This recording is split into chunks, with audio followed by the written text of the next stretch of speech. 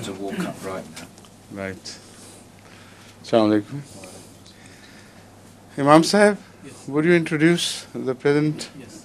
Today we have got a very small Yes, group etc. from the Midlands. Yes. There was another Ahmadi brother who planned to come, but unfortunately he's not feeling well this morning. This was supposed to be a meeting of Ahmadis, British Yes, Ahmadis. British Some of them, Ahmadis of from the course, Midlands. Yes, from the Midlands, Yes. right. So two of them are with us. Yes. They would like to ask us. Right. Yeah. Most welcome, please. So just to start the meeting, first of all, I would like to present a question from an Albanian friend Yes. living in Sweden. Mm-hmm. He has sent a question to be presented to Huzur. Right. He understands English and would be, inshallah, be listening to Huzur's answer. Have you told him of this? Yes. Okay. I'm going to give them information that it's coming today. Right, okay, okay. He wants to know what is the basic difference between Ahmadis and Sunni Muslims. It's a very big question, huh? Yes. I have already spoken on this subject from various angles, and it may involve a very long answer in covering almost everything of what we believe in and how we believe in it. Because most often it's a question of how rather than what. The basic or fundamental beliefs are common. There is no difference whatsoever. The same belief in God, in the books, in the angels, in the prophets, in the hereafter, etc. So as far as the fundamentals go, we share them equally with all other sects in Islam.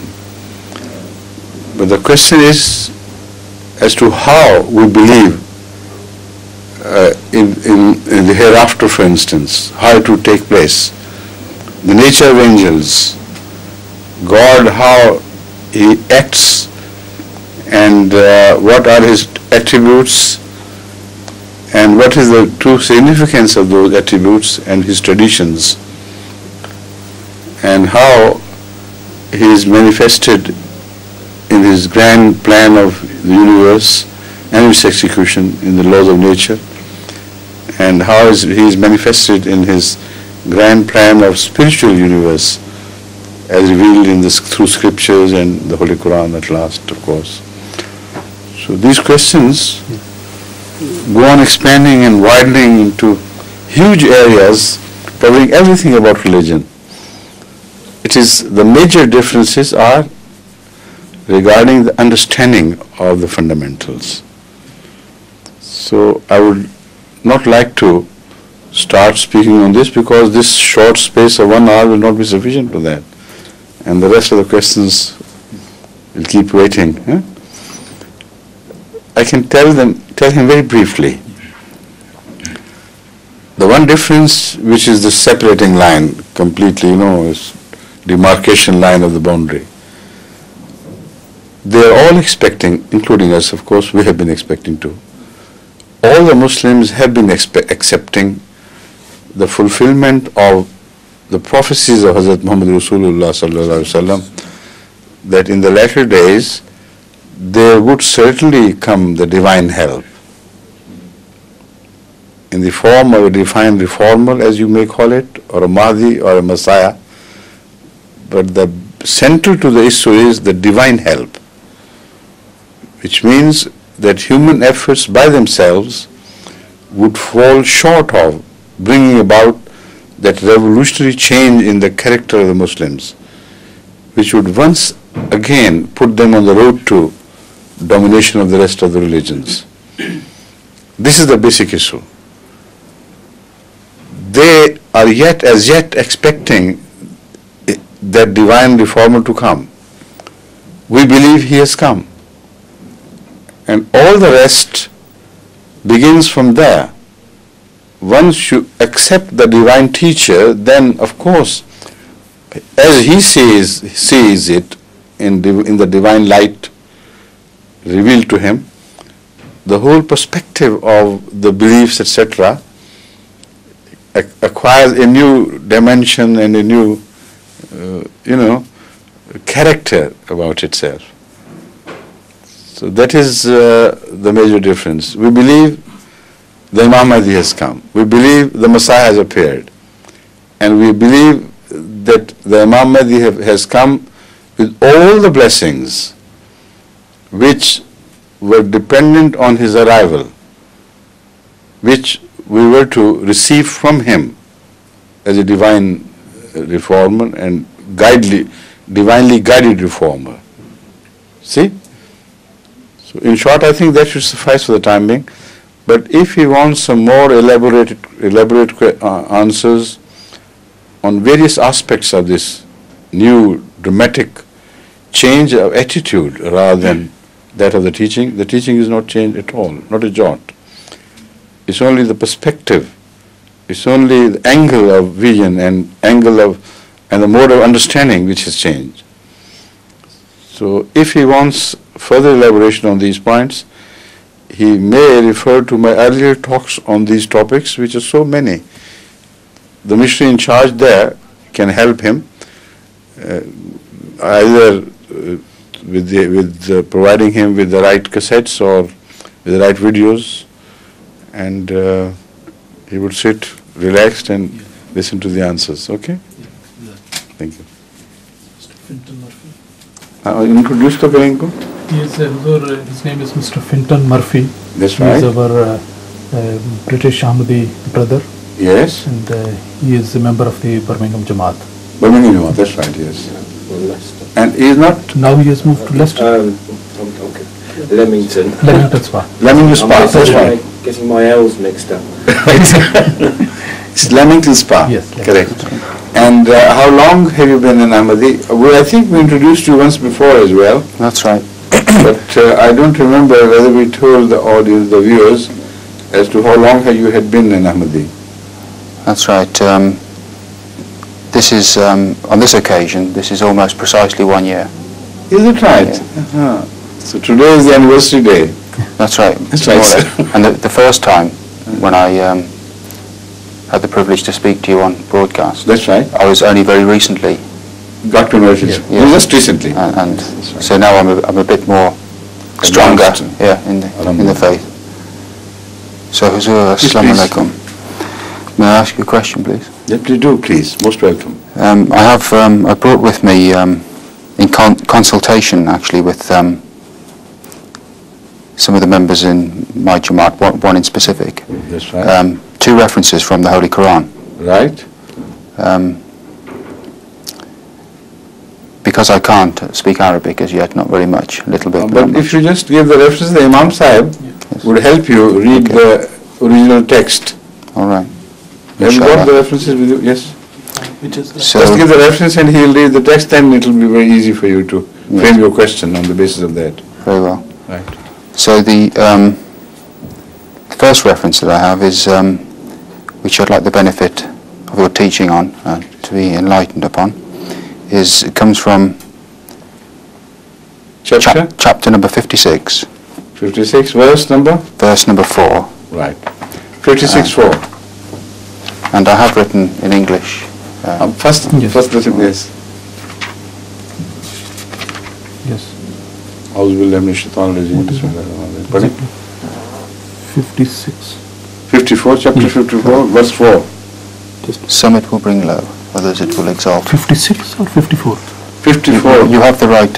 You have the right reference. I see. 56 verse 56 Yes. is the chapter. Yes. And 4 is the verse. Yes. Right. 4. In fact, the first 4 verses. That's right, yes. First verse, okay. The fourth, should I start from Let's start from the beginning. Yeah.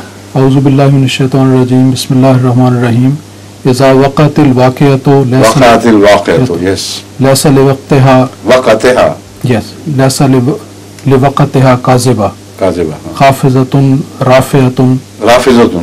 رافعة, that's right, yes. yes, this much is خافضة رافعة. yes. Right. MashaAllah. Okay. Okay. But I So- think we better read a few verses after this as well to, to fix it in the proper context, I agree.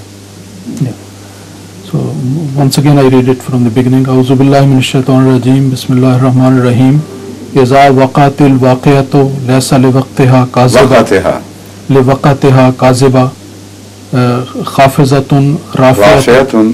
إذا رجت الأرض رجا وبست الجبال بسا فكانت هباء منبثا وكنتم أزواجا ثلاثة فأصحاب أزواجا ثلاثة. فأصحاب الميمنة ما أصحاب الميمنة. Now I have got it clear. Yes. Okay. Now let's hear the question now based on this. First you would like to read the translation perhaps? As you have written Yes, it. if I may, Yes.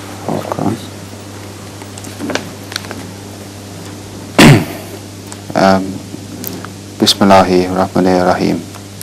This is a translation of the verses that you've just heard in Arabic. Yes. In the name of Allah, the Gracious, the Merciful. When the inevitable event comes to pass, there is no denying its coming to pass. Some it will bring low, others it will exalt. When the earth will be shaken with a terrible shaking, and the mountains will be shattered, a complete shattering. They shall all become like dust particles scattered about, and you shall be divided into 3 groups. Those on the right hand. I think it's so far sufficient. That's quite right. Thank you. Now what would you like to understand with reference to this, please?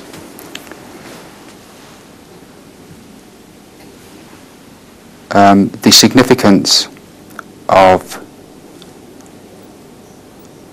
in terms of spirituality, personal spirituality, and the spirituality of the people as a whole. How should we understand what this event means to us spiritually, so that we can be prepared? But before you begin to contemplate on the meaning, the spiritual meaning of these verses, first one has to realize, that really understand the obvious message delivered. What is the message delivered? Without going into the spirituality and the profound meanings underlying the surface, I want you to tell me what you have understood from this. What is it talking about? What would happen? Well, Huzur, I've understood those verses to refer primarily to the last day. The last day? Yeah. So, for me personally, that is why I wanted you to elaborate on this. Yes. Because it is there where I believe the mistake has been committed. And it is this misunderstanding of the verse which leads to the question you have raised. Yes. What is the spiritual significance of this if it is happening on the last day? The last hour, let's say. It is not the last day or the last hour these verses are referring to. Primarily they are referring to huge changes, revolutionary changes taking place, and great earthquake-like commotions and trepidations appearing on earth, which would ultimately lead to man into 3 divisions which are spiritual in fact first. These divisions which are created by these events which have been just briefly referred to in the Holy Quran, but elsewhere they have been explained. They would be the same divisions which take place here, which would repeat themselves in the hereafter. So if you belong to the right division here, then you are safe as far as your emergence into the other worldly appearance is concerned. When you appear in the other world, then whichever division you belong to here on earth would be your division there as well, your category there as well. Your status gets translated. That is to right. The other world. That's right. Now let's turn back to the verses one by one. إِذَا وَقَعَتِ الْوَاقِعَةُ, when the inevitable would occur, which is bound to happen. لَيْسَ لِوَقَتِهَا كَاذِبَةٌ, there is no denying its occurrence. None can change its occurrence. It has to. What would happen then? It would lower some, degrade some, and raise the others. And when they will scatter forth all over the earth like dust particles. Habam Mumatha. Here the Holy Quran seems to be speaking. Yes. Before that is when the earth will be shaken. The earth will be shaken, of course. A big shaking. So we have many other references of similar nature in the Holy Quran which should help us understand the significance or import of these verses. You see, as far as the final victory of Islam is concerned, speaking of that victory in Surah Taha, people turning at last to Hazrat Muhammad Rasulullah sallallahu alaihi wasallam and his message, the Holy Quran also speaks of a scenario similar to this. Yawmazin, Panidras. यते वो दारिया से पहले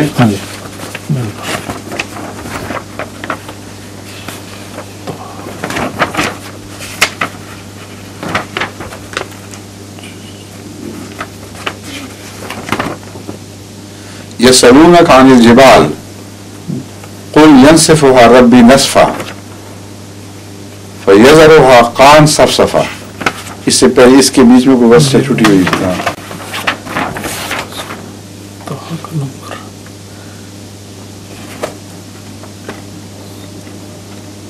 Just turn directly to Surah Taha and I'll tell you where it is. It's about in the middle or 1/3 advanced from the beginning. Surah Taha, 16 para. Or 16 Surat, 16th. Yes, Taha. That is there. Yes.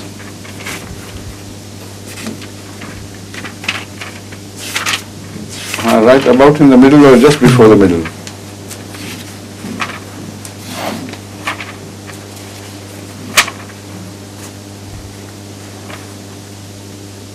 Yes.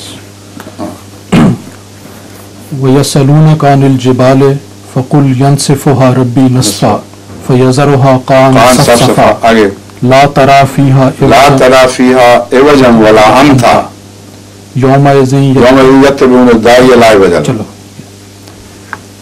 You see, something like that, as mentioned in that chapter 56, has already been spoken of elsewhere, with the further elaboration of this event leading into a spiritual revolution. So this was your question, spiritual significance. It says that, O Prophet Muhammad, this is implied of course, they ask you about the mountains. Tell them that God will pulverize them, turn them into powder. Now the question is, what mountains did they ask him about? None, as far as the traditions are concerned. We never hear of any non-believer asking Hazrat Muhammad Rasulullah about the physical mountains as we find, material mountains, what would happen to them and this and that. What they of course discussed was the impossibility of the fulfillment of Islamic claim that it will emerge victorious. So what they talked about was the immense difficulties in the way of Islam ultimately emerging victorious, and as such there are mountains on the right and left of Islam obstructing the passage of their growth. And if translated properly, as for that we have also authority, that mountains can sometimes be translated as powers, big powers. Particularly there existed two mountains, one in the east and one on the west of Arabia, One was the Persian Empire and the other was the Roman Empire. In between was sandwiched that small territory from where Hazrat Muhammad Rasulullah arose and where the message of Allah descended. So they speak of the mountains. Say what would happen to them? What will come of them before? And how can Islam emerge victorious? Sandwiched as a small insignificant thing in between these two great powers. This is its first application. The second application is in relation to the future. And it is here particularly that the future application is more in line with the context of these verses. You see, that has already happened. What came of those mountains, how Islam became victorious, that is only a part of history now. But what we are confronting today is a similar situation, where we find two huge powers which were referred to earlier as superpowers, one on the right and one on the left of Islam. Islam was sandwiched between these two superpowers. And the question again arises with the same potency, or even bigger potency, as to what would happen. How can Islam claim to be emerging finally as victorious and conquering the whole world? The question has become far more important now and difficult to answer, because according to the Holy Quran, in the second phase of Islam, Islam would not only have a partial victory over a certain smaller territory of the world, but it will have a total victory over all the faiths. Islam is not a territorial religion. So just to make you understand the things, I said the smaller territory. But what Islam is speaking of is the religions, the territory of religions. And it says, هُوَ الَّذِي أَرْسَلَ رَسُولَهُ بِالْهُدَى وَدِينِ الْحَقِّ لِيُظْهِرَهُ عَلَى الدِّينِ كُلِّهِ. It is God who has sent Prophet Muhammad sallallahu alaihi wasallam لِيُظْهِرَهُ عَلَى الدِّينِ كُلِّهِ, so that he can make him emerge victorious over all the faiths, entirely all the faiths. This is the prophecy which we are talking about, which is being in fact implied in this question. يَسْأَلُونَكَ عَنِ الْجِبَالِ.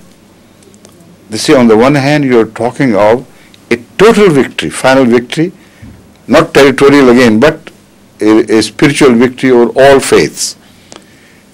And yet we find you even smaller in significance than you at the first beginning. The powers obstructing your passage are much, much bigger and gigantic than the powers which we refer to as Roman Empire and Persian Empire. So you appear to be even smaller now than you were then. Exactly. That's it. What would happen?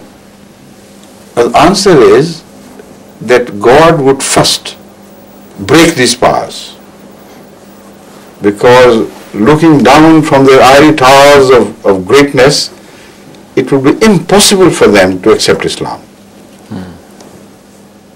A psychological upheaval is required, a complete demolition of their false importance which they have built for themselves, the image of false importance, that they can do anything and God cannot stop them from doing whatever they like. This is the main hurdle. This is the bigger mountain than the worldly mountains you see, which stands in the way of acceptance of truth for a people who have grown too big. So the answer to that is, their powers will be broken. Their power will be smashed to earth. And that will be done through world wars. And this is the significance: the earth would be shaken. And when the earth is shaken, this is always, this shakes, not literally, it has always been shaking, of course, but it means a great upheaval would take place and world wars would shake the entire world and the formation of human groupings, etc., etc. Until the great powers are pulverized, they're leveled with the earth.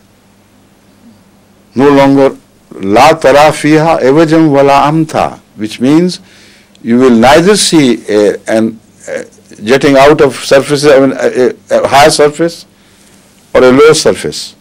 It will all be leveled. That would be the day, yawma as in, yattabi'una da'iya, they would follow a caller unto God, the one who has no twist in him, no up and down, no twist, no, shall we say, crookedness, that's right. No crookedness about him. La iwaja, that's the right word. Now, immediately, when you turn back to the question of the mountains, it is already resolved. The mountains are not physical mountains because they do not follow the callers unto God after they have been leveled, you know. And why follow the caller unto God who has no twist and no crookedness about him also reflects on their previous state, psychological state.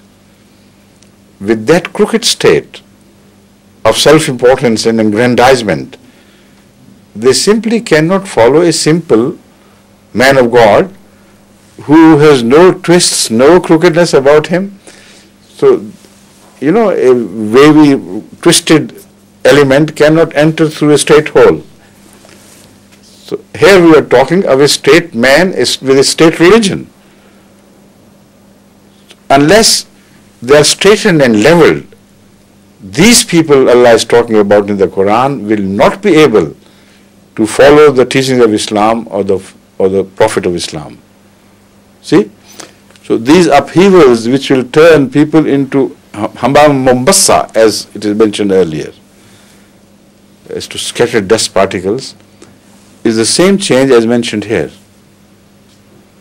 So the spiritual significance of these verses we have referred to lies in these great upheavals of great world wars, which will break the huge superpowers into nothingness, like the process has already started from the left side. Russia is already being belittled, you know, it's becoming smaller and smaller. Yes. Its attitudes are changing. Some have not accepted it, some have violently reacted to the new change. But at the same time, they all realize that they are no longer the same people. They have to get down to the ordinary earth level. So this is bound to happen vis-a-vis the rest. Did you know the expression common in English language? It's about the only common expression about Islam, about the mountain. Yes, if the mountain will not come to Muhammad, then Muhammad must go to the mountain. But here, the Holy Quran says the mountain will come to Muhammad, and nobody can change it. So the joke will turn against them. That's right. Yes. Turn upon them, you know. Right, please. Have you got the answer? I think that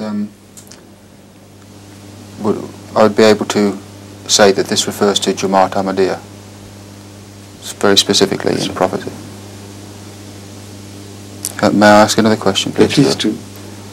I brought or shall we take it turn by turn? Take the questions turn by turn, if you prefer? Yes, I'm happy to do it. We to turn to the next and the next, and then we'll come back to you. Thank you. Okay? I think that'd be better, yes.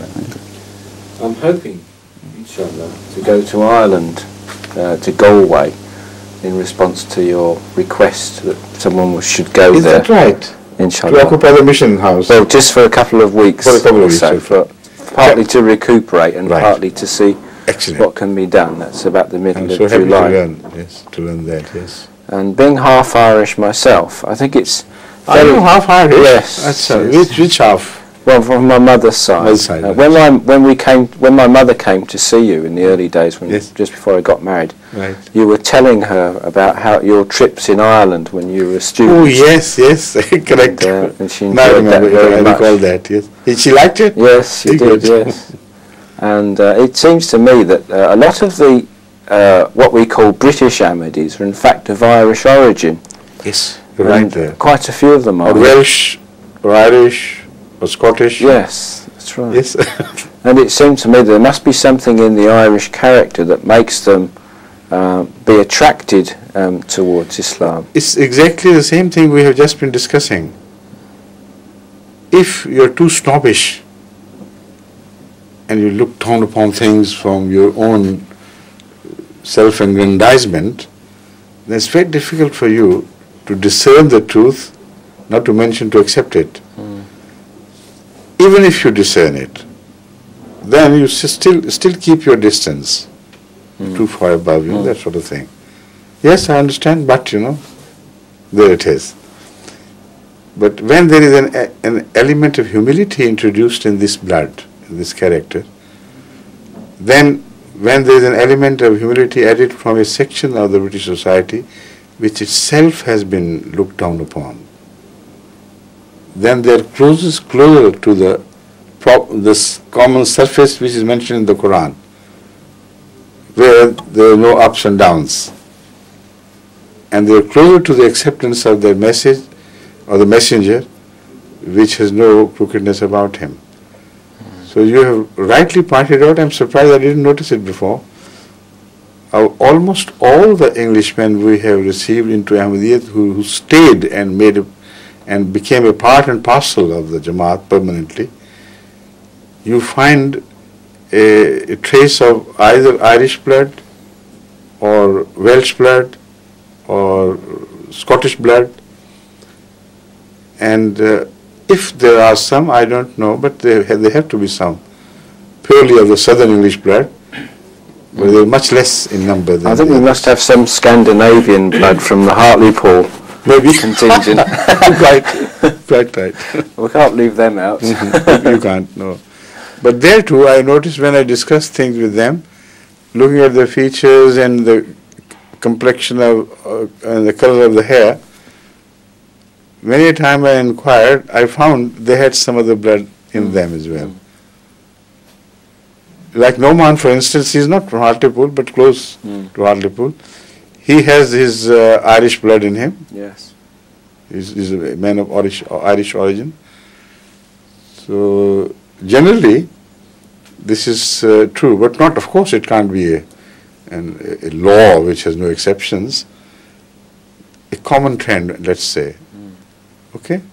Would you say that because of the discipline of the Irish Church, in that people tend to turn towards the church and to rely on it? He belongs to the Welsh. He is a mixture of not the Irish, but Welsh. Noman. Yes. Did I say Irish? You said Irish. No, that was wrong. What I meant was Welsh. But I think the name Numan is Irish in its origin. Could have been, but he has the Welsh blood in him. I'm sure he'll correct us. He if we're is wrong. Welsh, in fact, originally, yes. Yeah. Okay. Do you think because of the structure of the church and the way the discipline and the order that you find in the Catholic faith is something that would be attractive to when compared to Ahmadiyyat? People are looking for the structure and the head of the church and some definition of purpose. I think there is one similarity between the Catholicism and Ahmadiyyat, which could have played a role in their attraction towards Ahmadiyyat. There's the centralized authority, the existence of a centralized authority and discipline, as you have said. In Catholicism, you have an elected pope and a centralized authority and discipline and worldwide organization. So these characters, of course, with some differences, but they're commonly found in the Ahmadiyya organization, and also they are common to all religions, in fact, in the beginning. So when we say that, it doesn't mean that we, out of all the religious people in the earth, are more similar to Catholicism than others. What I mean to say is, this trend is common to all the sources of religion. In the beginning, all religions were disciplined. All the religions were organized under one central spiritual authority. Some maintained that discipline for a while, and some deviated ultimately and got scattered into pieces. So those who still maintain are the Catholic Church, far more than any other in Christian world. So maybe, as you have just suggested, this is the reason why they're attracted more to Ahmadiyyat easily. Otherwise, the difference is bigger than this difference between us and Catholicism. In other respects, is much bigger than that, for instance, which exists between us and the Abonite Christians and others, who emphasize the role of unity than the doctrine of Trinity. Right? Think. But was that what you wanted? Well, yes. I'd also like to know, if I may, if you have Please. any particular advices or instructions that I should follow, bearing in mind that Ireland is still a very Catholic country, Yes. and that people are more devoted towards their religion than people are here. You see, for every people there is a door. Like for every building, except for some doorless tombs, as a general rule, you can say there is a design and a door. You must first determine where the door lies, and then you learn the art of opening the key, the lock.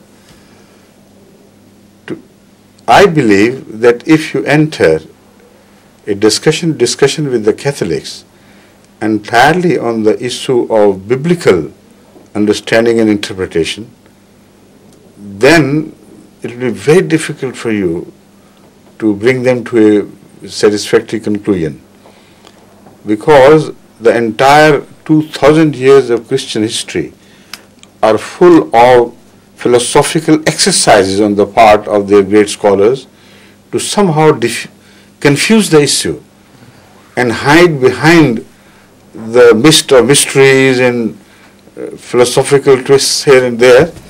So it is very difficult for you to enter that fog and drag them out. And for that also requires your own knowledge of their history and how they made repeated attempts to somehow justify their beliefs, which their conscience told them were at odds with the realities of things, were at odds with the human common sense. So I advise you not to take that course. But there is one door which I believe is still there for you to enter through, and that is their spirituality. The Catholics of all the Christian denominations are the most spiritually inclined people, because they have been also indulging in idolatry of sort, believing in saints and their powers and spiritual and miracles and this and that. All this indicates their inherent inclination towards spirituality and godliness. So reach them directly through their spiritual inclinations. Tell them, is it God you desire, you want to have? Is it God with whom you want to come to communion with? Or is it some other exercise? Of course they would answer, of course we want God. So then let's come directly to the issue, whether God is to be found here or there. Let's pray, let's compare each other's claim to be nearer to God than others. If through my prayer things happen, if I have the signs of closeness of God in me more than you have, then it is the best, it is most advisable for you to come and join me. If it's the other way around, then I should change my side over to you, because it is God and God alone which matters in religion. So if you bring them to this, this vantage point of looking at the truth, judging the truth or sifting it from the falsehood, then I think the matters would become easier for you, much, much easier. But then you have to ask them as to the criterion. Don't start enumerating the criteria for the closeness of God, because that would be lecturing them over much, and they would start creating defenses against what you suggest. Put them in the position of visualizing how one can judge one's nearness to God. There the miracles would also come as they believe in them. There are some other signs. And one thing we have in common is how Islam reveres the status of Hazrat Miriam, and we could compare that with the Catholic concept. That is to be left for a while, untouched. What I mean to say is, ask them, how would you judge a man to be closer to God or otherwise? What are the criteria for finding out the nearness to God? Ask them what you believe, tell me, visualize. So if I prove that it is here, you find all these things here in Islam, then what objection would you have to come and join us? Is it God who is central or anything else which is central? You see, this is the point where they have to say it is God. If you don't start from this, then Jesus Christ remains central to them, and God is relegated to a secondary, third, tertiary importance. So this is the only right attitude of somehow bringing them back to the center of discussion, that is God. Ask them, tell us, what do you think? What Christianity has given you? Catholicism has provided you with the signs of nearness to God. If none, then why are you living in a fool's paradise? That while you haven't had God here, you will have God there. If there is no paradise on earth, there is not going to be any paradise in the hereafter.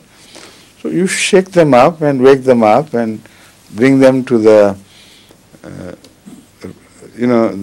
right perspective of discussions. Inshallah, then things will become easier and, you see, well within your reach, inshallah. Yes, please. Once again, let's turn to the remaining part of your questions. Thank you, Huzur. I have a second reference. Please. Chapter 66. 66. Verse number Only 10 chapters ahead or after. The first was 56, now it's 66. Is that right? 66. Yes. Verse 13. Verse 13, right. Yes. Just by itself or in context with the preceding and the following ones? Let's read a few. By itself, I find very interesting verse by itself. Right. This is A'udhu billahi min shaitan rajim. Bismillahir rahmanir rahim. This is the last verse of Surah Tahrim. Right. ومريم ابنة إمران التي أحسنت فرجها فنفخنا فيه من روحنا وصدقت بكلمات ربها وكتبه وكانت من القانتين. That's right. Now before we translate or go into the significance of this verse, I would like you to read a similar verse where nafakhna, instead of nafakhna fihe, nafakhna fiha is mentioned.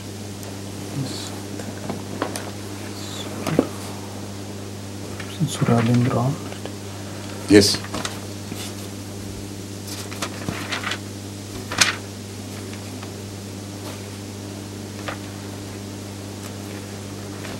أحسنت فرجها فنفخنا فيها.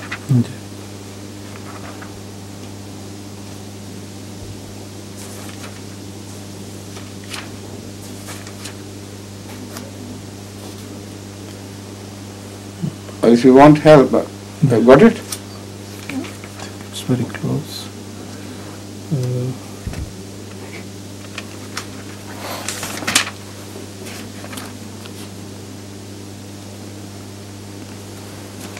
Maryam अबनत Imran यहाँ से शुरू होगा ना.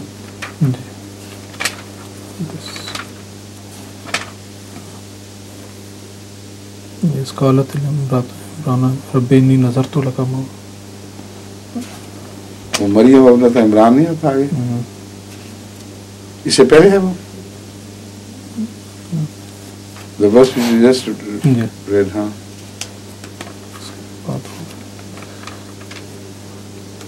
All right, I tell you what. Yes. Hand over the Quran to the gentleman who just asked the question, and he will start reading the translation, etc. In the meantime, you just run. As you have got them. Why do you tell me? You already have it. You know the key to the flying references. Yes. Okay, shall we please? Bismillahirrahmanirrahim. This is a translation of the verse you just heard in Would Arabic. you please raise the level of your voice a little bit, yes. please? And sets forth as an example Mary, daughter of Imran, who guarded her chastity, so we breathed into him of our spirit, and she fulfilled the prophecy conveyed to her in the words of her Lord, contained in his books, and she was one of the obedient. Ameen. Now, just before we enter this discussion, I'll refer to the earlier one. I wanted to say something which I forgot. The significance of Rafiyatan Khafidatan. Khafidatan Rafiya. The one who lowers and one who raises. Now, this is the quality of wars. This is the essential character of wars, which again has been referred to with reference to Solomon, the debate between King Solomon or Prophet Solomon and Malika, Queen of Sheba. In the Holy Quran, the Queen of Sheba points out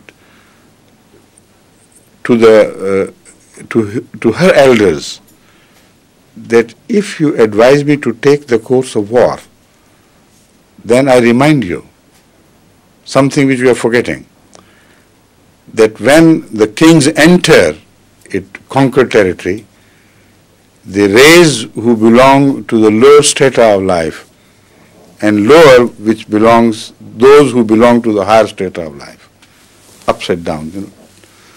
So that again is a characteristic of war referred to in the Holy Quran. So Khafidatun Rafiyatan means it will lower those who erstwhile had been great and belonging to big heights, and those who will lie low, they would be raised. So that is to further satisfy you that the significance of these verses lies in the wars, great wars, and the Holy Quran itself has mentioned this significance openly in another place. Now, turning to your question, please.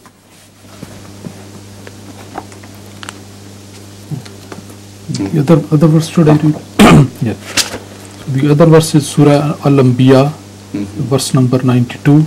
That's right. It says, "Wallati ahsanat farjaha fanafakhna fiha min ruhina." That's it. Wallati ahsanat farjaha fanafakhna fiha min ruhina. Read the translation of this.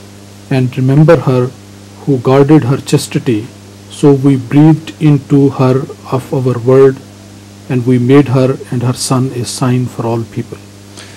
Now, isn't it very similar to the verse which you have quoted?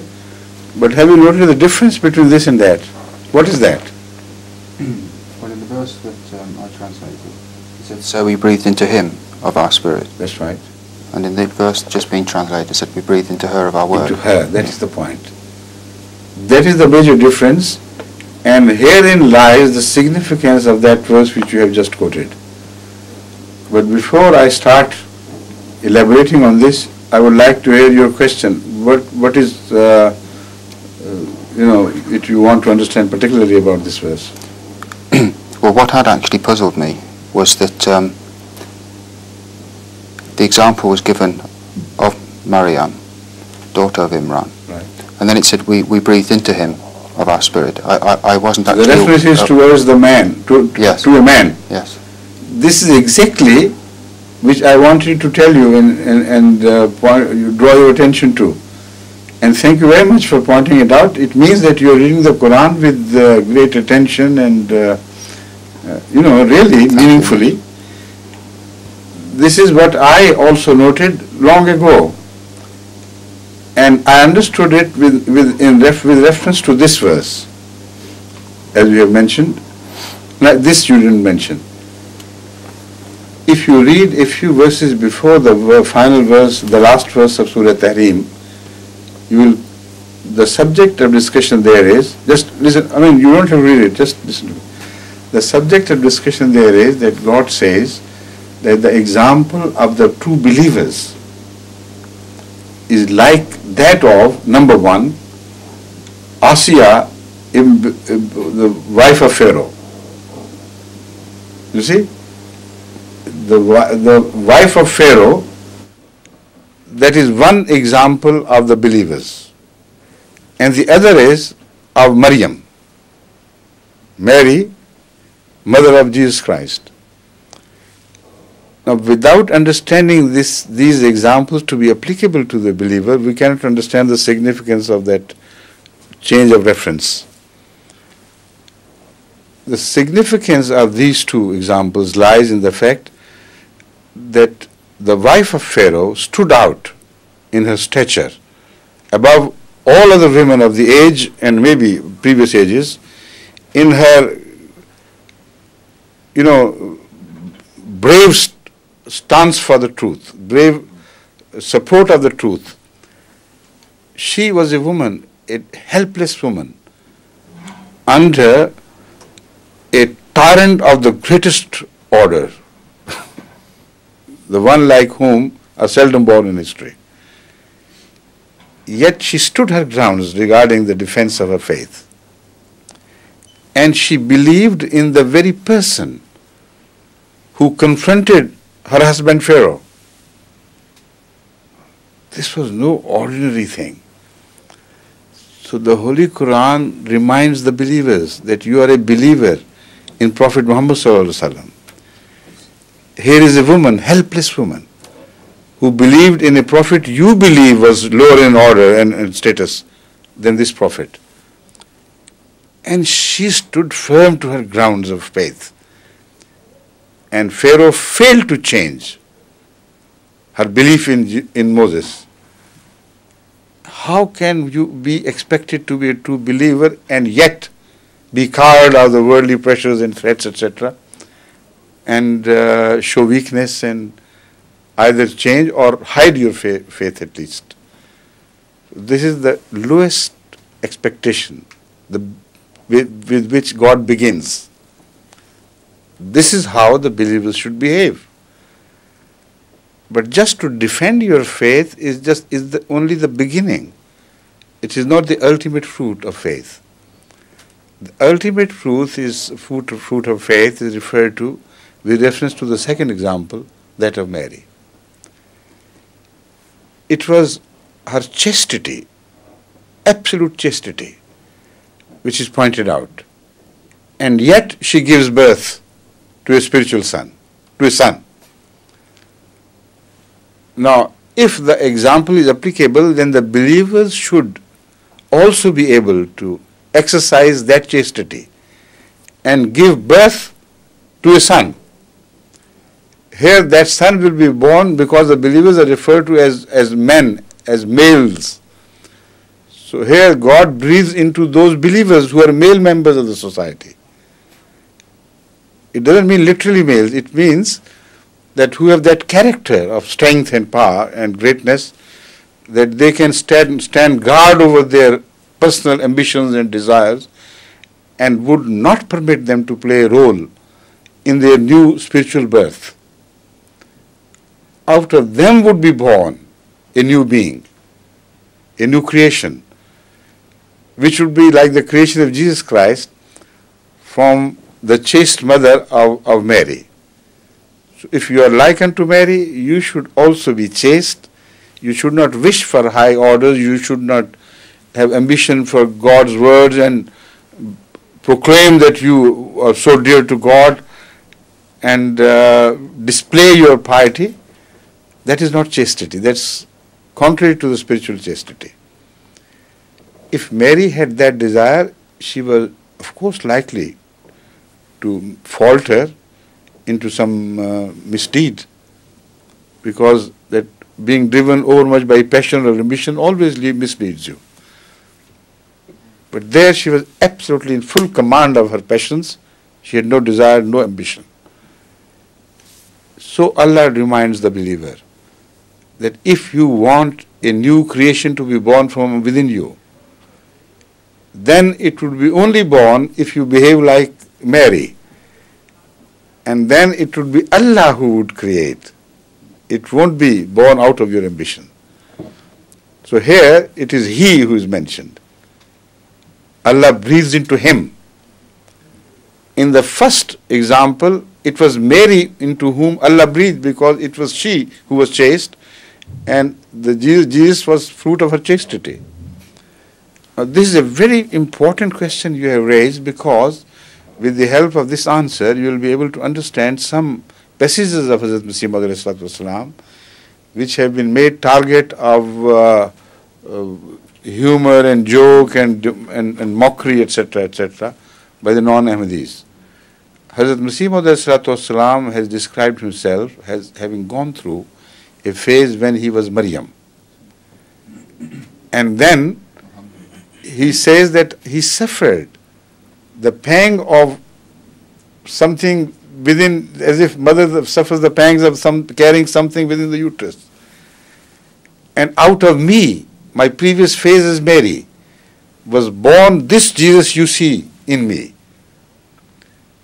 Now people, the non-Ahmadis who don't understand the Holy Quran, they laugh and they say, look at him, this man was a woman once. And out of that woman was carried a man, he himself was in his own uterus. You know, that sort of thing. When they read this, then they realize the great importance of this. So it was also a prophecy.